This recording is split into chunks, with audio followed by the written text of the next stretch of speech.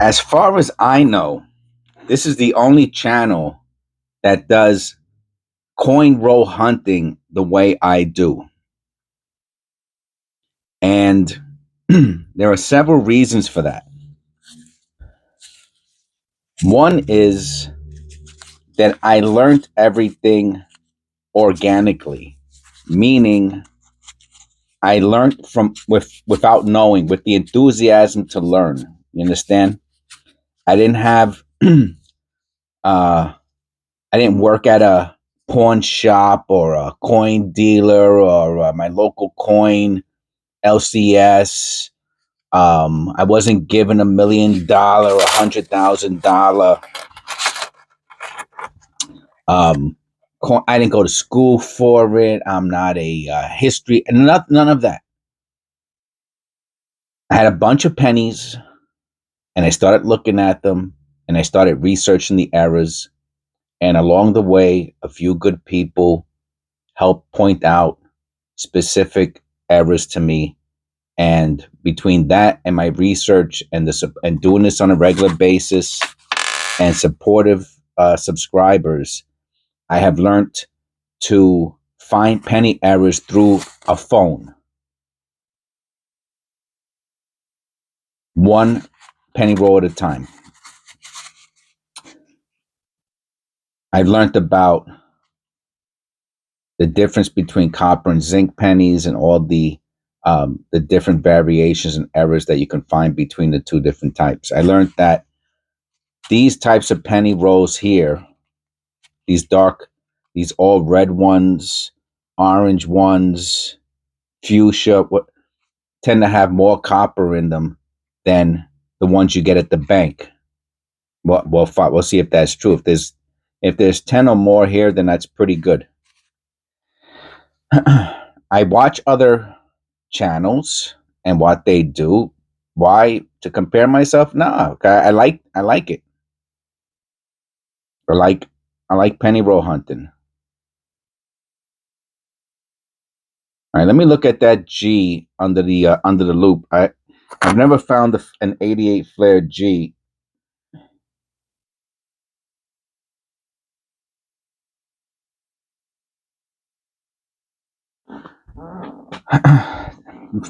This might be the first time.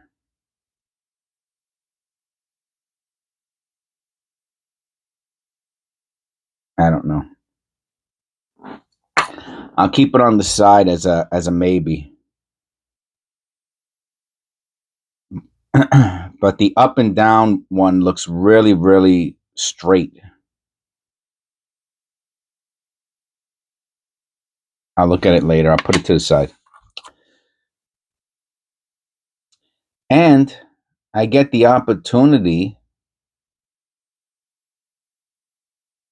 to share what I've learned on YouTube. And as a result, in a little over a year, I mean, my channel, I used to put miscellaneous stuff up. I see that in the S. Look how that S is sticking up. Let me look at that under the loop.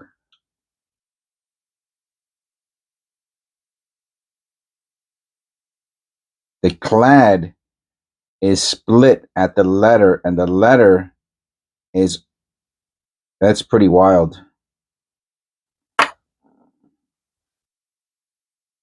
This one might be worth cleaning up just because how cool it looks. Look at the Implurious is also really. No, it's just cool looking. Some people like buying cool stuff.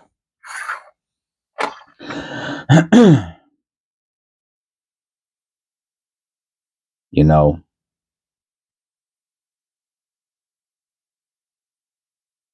there's a saying, it only takes one, and even I mean, I have all my members are great.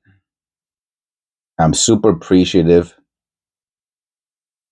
but there's one member who, he was my first. He was the first member of the channel, and he stood with the channel, and he stood helping me out. I want to look at on this rim. Those marks look interesting. Let me just look at it real quick. And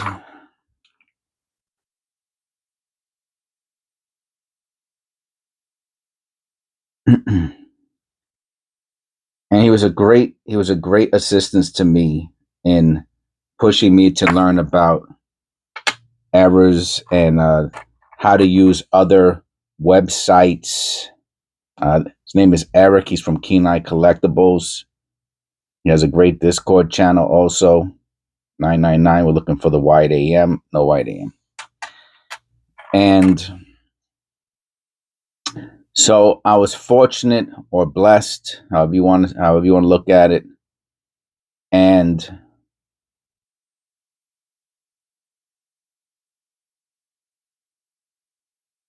that's how the channel started.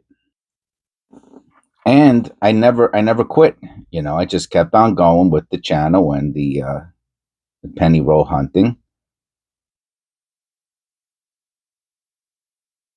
And it's been really cool. I've had some personal issues in my life, and I've overcome those also. And the channel has always been there for me. I get up early in the morning, and instead of watching TV, vegging out, eating a 1,000-calorie bowl of cereal,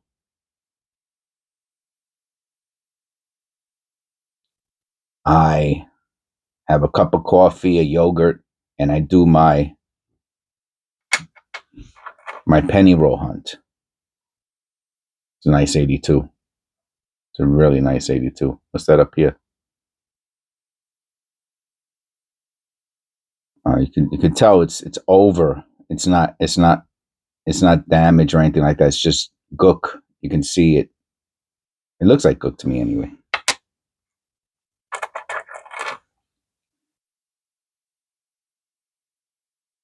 And I developed my own style, right? I go penny by penny,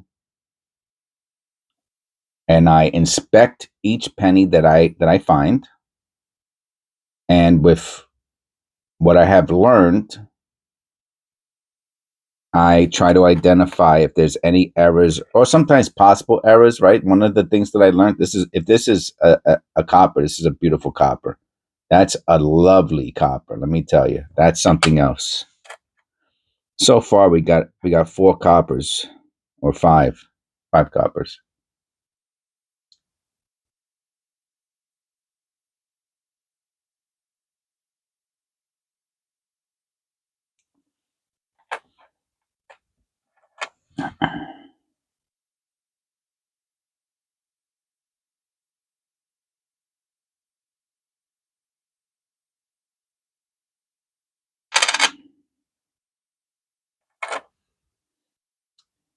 For example,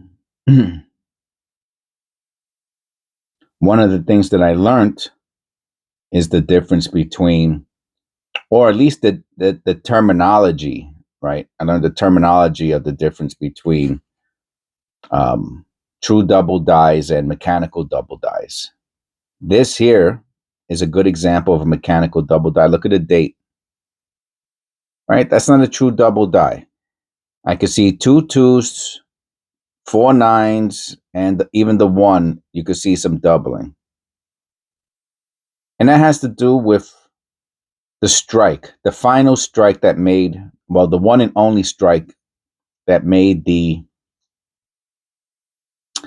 image of the coin. If it was a double die, it would have had something to do with the die itself. The die would have the doubling on it. But this die did not have doubling on it, but the way it struck the coin, tilting, right? It tilted a little bit. It made a double like appearance, but it's not a double die. And I get to share that with my audience. I get to share that with you.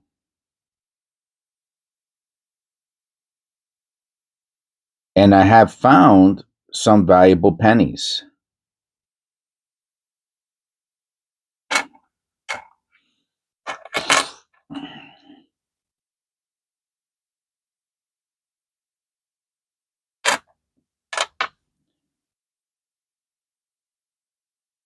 Copper. I went to the bank over a year ago. It's got to be over a year now, or about a year. And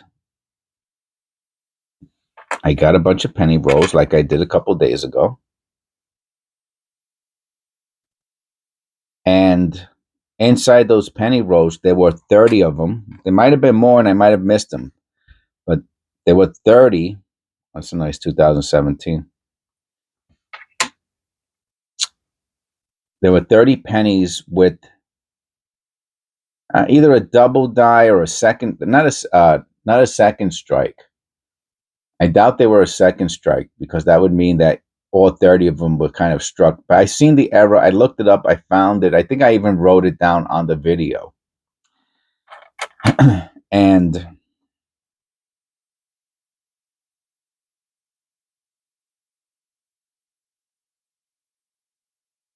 they're in mint condition.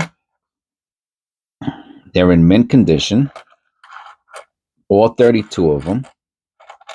Probably like MS 34 to 36. And on the reverse, I guess it's like it has to be like a double strike. So all 30 of them, and they must all be from the same die, meaning that the person got a roll, right, or rolls from the mint, the bank, wherever that were not loose. They were together, and either unknowingly or they died, and they were whatever the case may be. Those coins were brought to the bank, and I got them, and there were 30 of them, and on the United States, on the reverse, and they're copper Lincolns. I think they're in from the 70s, and in the the ONE on the bottom. I guess I should just use a copper penny, and you could look up the video. So let me get my little pointer. Come on, dum dum. I'll use this. You can see behind, like almost the whole top, you can see the image of whatever it is, the double strike, the double die, and you can see it here too. And I did the research, and I think I wrote it down, like I said, on the video. I can't remember what it is, but the pennies are in this condition, if not better, all 30 of them. And I'm pretty sure that if they get MS65s, I mean, they're going to cost about 40, 50 bucks each to get graded, that's ridiculous. And a lot of people says it's BS, and that might be the case. I'll only do it if I have the extra money, right? 30, 50 bucks times it's almost $1,500 for 30 coins. But I would only do it if I had the extra money. That's number one. And if I really thought there was a significant markup for and I would call up the coin company, the grading company, and see if they would put them as sequential. I think they can do that if you send them a group, and if they think that the coins are from the same die, they can write sequential. And I think that would also add a little bit of value to it. But my point is that I have found rare coins. Let me look at that. You see the shield, the top of the shield? Let me see if that's post mint damage or not. Probably is.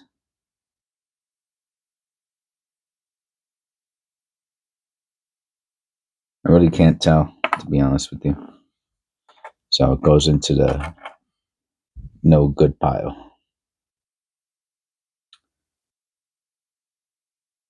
And of course, I keep all my copper.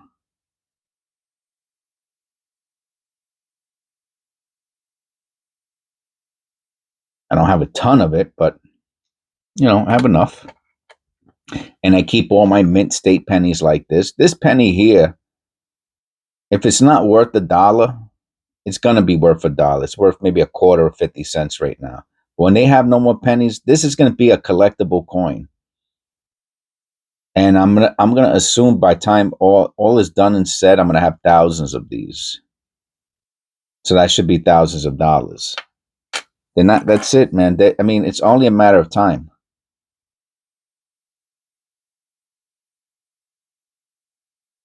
I'm pretty sure this is a copper penny. And look at the reverse. Those letters, let me see. I will compare it to another one. It's a 79. It's always the ones I think have errors that they're got some sort of defect. But you can see how smooth. There's my little pointer. I put it back in. All right. You can see how smooth it is around some of these letters.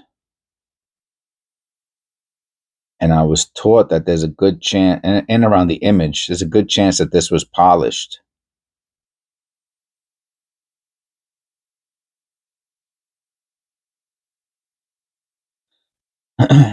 And it's funny because this is a little bit how the one I was referring to looks like. Like right in between the N, it had all these raised features in the U, and you could see, they look like letters. I just couldn't tell what type of letters they were. Yeah, that damages the corrosion's so bad. It'd have to be a super duper error to be worth anything. Nobody would want it like this.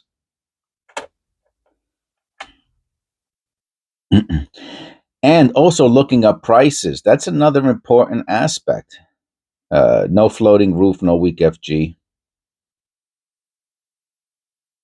Right? Getting familiar with what something is worth is also pretty important. For example, the 2023 Extra V, I found two of them last month. And, so I looked up the prices. I remember what they were about a year ago when they first came out in 2023. Well, towards the end of the year, because that's when I started the channel. And that's when Eric became my first member and taught me about the Extra V.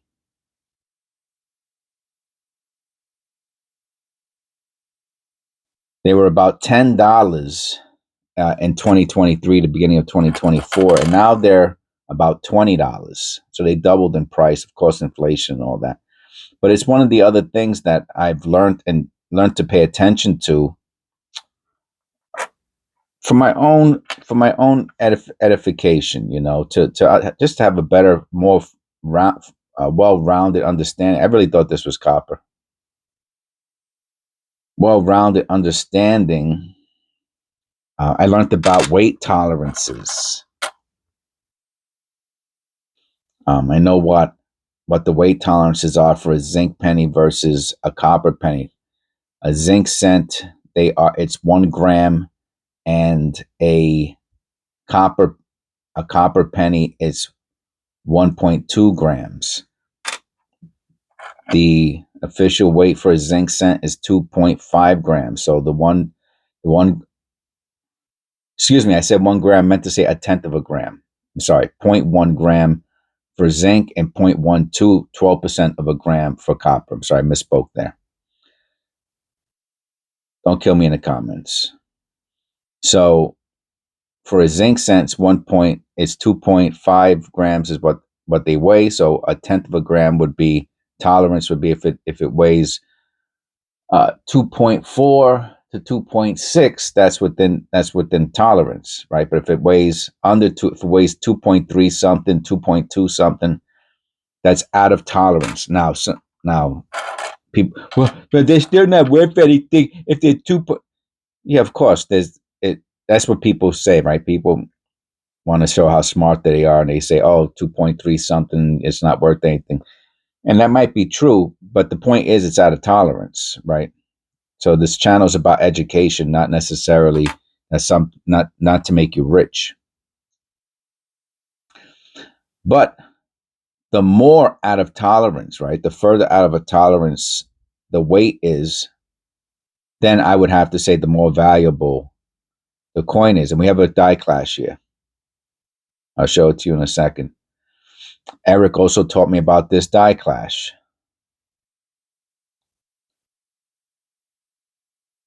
So the 1992, we're looking for the close AM, does not have a close AM.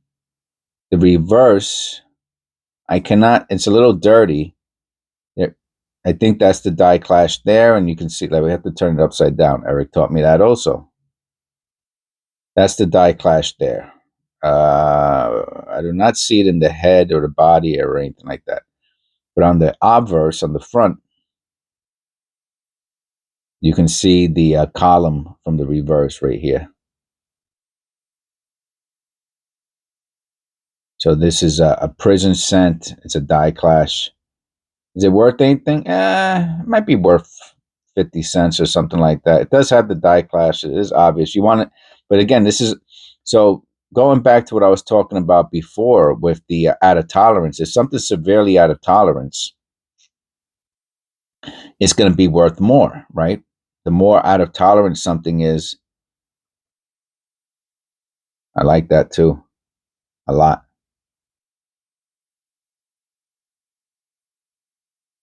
That could have to do with it. That might have to do with the die clash. Very interesting. On the S, anyway, the S is interesting. That's really about maybe the T, maybe the whole truss. Look at the top, how extra thick it is at the top. Might be an extra thick. Or it might be a double die. Anyway, or have something to do with the die clash. So this die clash is weak, right? So the weaker it is, the less valuable it is. If this was a super strong die clash, like let's say you saw on the reverse an image that looked like the reverse on the obverse on the front, that would be worth much more than on a weak one. So to me, that's common sense. But anyway, we found an error.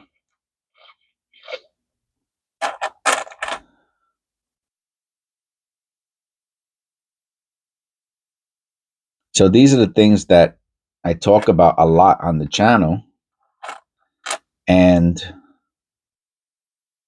I try to teach people, right? Because if you learn what I learned, right? And the more I learn, the more I can teach. So for example, again, I keep referring back to Eric. But if I learn what he learns and I can teach that to others, then you'll be in a much greater position to identifying valuable coins. And you might be valuable pennies anyway. And this stuff is transferable to other types of coins. That's a nice looking one. Right? Die clashes and all those errors, you can refer those to other types of coins, right? Because it's the same thing, the same principle.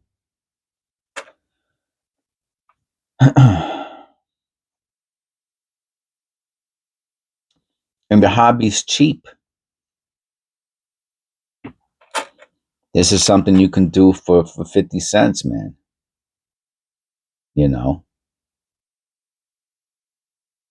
50 cents, man. Imagine that. That's all you need. You don't even need $1 in a dream. $half in a dream. That's all you need. $half in a dream. So I hope you enjoyed the video. I hope I was pretty clear. Well, and hopefully you can identify the value in my videos also, that where you can say, oh, wow, I learned about. And again, it takes a lot. Unfortunately, you can't just watch one video and learn about all the different errors, because I don't talk about them all in one video. Then you'd have to watch the same video over and over again. But I talk about certain things in each video. So if you're following along with the channel, then you're going to have a much greater chance of learning about coin errors as time goes on. 1960, right, comes in small and large date. So this is a variety. This is the P. I cannot tell the difference between the reverse. That's pretty odd. Has all kinds of stuff. I wonder if this is clean. I wonder if that's a. Let me look at that under the loop. That'd be great. I mean, it's probably not a die clash, a strike through. I bet you that has to do with the gook. Sure does look cool though, man. I wish it was a die clash.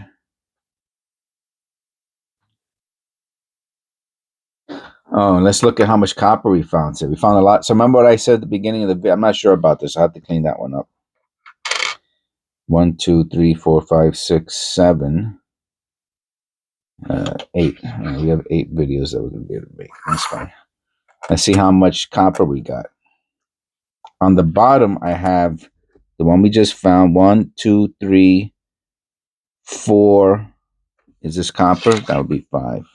5. I found 5 copper pennies plus 5 plus 6, 7, 8, 9, 10, 11, 12, 13, 14, 15, 16, 32% copper. So remember what I said at the beginning of the video.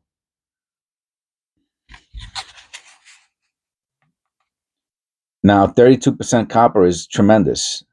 That's like, I mean, maybe you'll find 5 or 6 copper pennies in an average penny roll, right? The ones that look like this, the ones you get from your bank.